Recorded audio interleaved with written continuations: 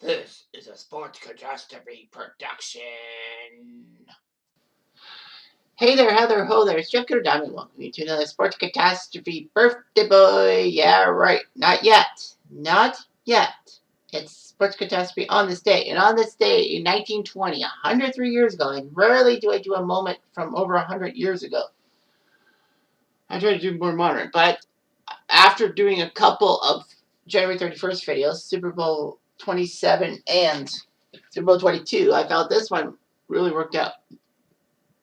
Now this guy, and as you can see in the picture, 7 goals in one game. Can you imagine scoring 7 goals in one game when you could barely score 3 in a game? Hat-tricks are rare sometimes. That's what Joe Malone did. Now, I know there's a lot of skeptics that will say that, oh, Joe Malone had it easy because, it was more of a offense first league, as in, you only pass the puck out of necessity, and the rules were that you could only forward pass in the neutral zone, and all that. You had to backwards pass and all that, and the goalies were not really that good because the equipment weren't that good. True that, but I mean, how many people can score like 4 goals in a game, much less 7? So anyway, Joe Malone's 7-goal outcome came on this day in 1920. Joe Malone was the first major scoring star of the NHL. He did what he could. He would have played for Quebec in the first year of the NHL, but because Quebec didn't have the finances, they couldn't play. So there was a dispersal draft, and Montreal claimed him. And it worked out, because Joe Malone played with Nusi Lalonde and Dieter Pitra. Well, Malone was a center, but he moved to left wing because of Lalonde. And he became the first scoring leader, scoring 44 goals in 20 games, which is amazing. It's like, that's a per game average I said to this day. He scored 2 goals a game. That's 40. And then 4 extra. So 2.2 goals a game. That's amazing. That 44 goals thing actually was a goal scoring record until 1945. Can you believe that?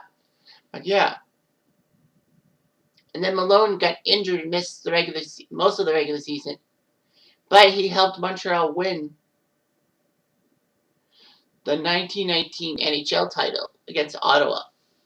However, he would have played for the 1919 Habs in their ill-fated finals against Seattle, which of course got ruined because of the Spanish influenza, but he got injured. So his injured arm actually worked out for him, that he didn't have to deal with the TB and the Spanish flu outbreaks. TB as in tuberculosis. So anyway, Quebec revived its franchise in 1919, and so Malone got to rejoin the Bulldogs, as they call themselves, and scored 39 goals. Led the league and all that. So anyway, the team, he was fine, but Quebec had a problem. They only won 4 games that year out of 24, and the goalie got goals against average of 7.13. Well, Joe Malone did play for Quebec, but they were relocated to Hamilton for the 1921 season. He still played for them. And then the Habs actually wanted to trade for Joe Malone, so he did in 1923. He couldn't really play that much. He would have been on the Cup for the 1924 season, but because, he didn't play in the playoffs, he was not included. But the NHL did credit him with winning a Stanley Cup. Anyway, Joe Malone's 7-goal game is hard to believe, but yeah, it happened.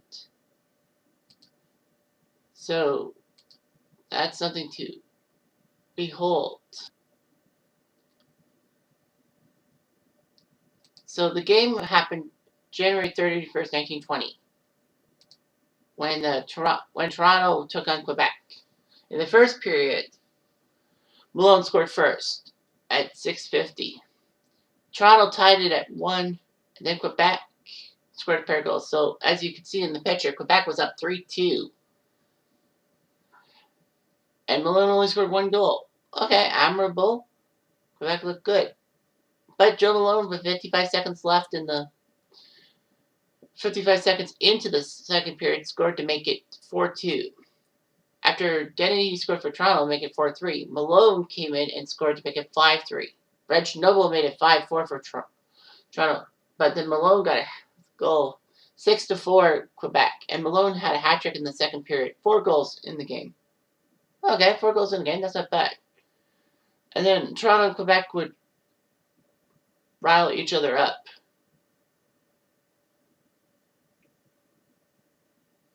It was 8-6 Quebec. It was 7-6 Quebec when Malone went off.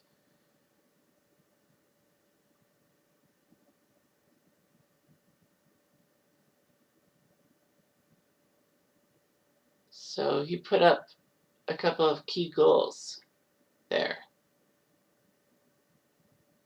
So Malone put up a hat trick, a natural hat trick in the third period. Well, he had 4 goals, but he scored a natural hat trick for his team. The final 3 goals were scored by Joe Malone. Final score of Quebec 10, Toronto 6, and 7 goals by Joe Malone. That's hard to do, even in a video game, unless you have like no changing of lines. You can't do that. For context, the second highest goal scoring parade was 6 goals by Daryl Sittler back in 1976. You know that 10-point game? Of course, Sittler's 6th goal was a fluke because he was trying to pass the puck out in front of the net, but it banked off a defender. It banked off Dave Reese, the Bruins goalie. So yeah, to score 7 goals in a game is amazing. And yeah, as I said, that skeptics will point that the rules were so much different 100 plus years ago. But Joe Malone's still an icon and all that. He basically was the goal scoring star that we all knew we needed if you were living in the 1920s. And not to make people who are alive live through the 1920s and all that. So anyway, yeah, Joe Malone is someone that you don't want to mess with sports trivia. Anyway, I'm Jeff Diamond.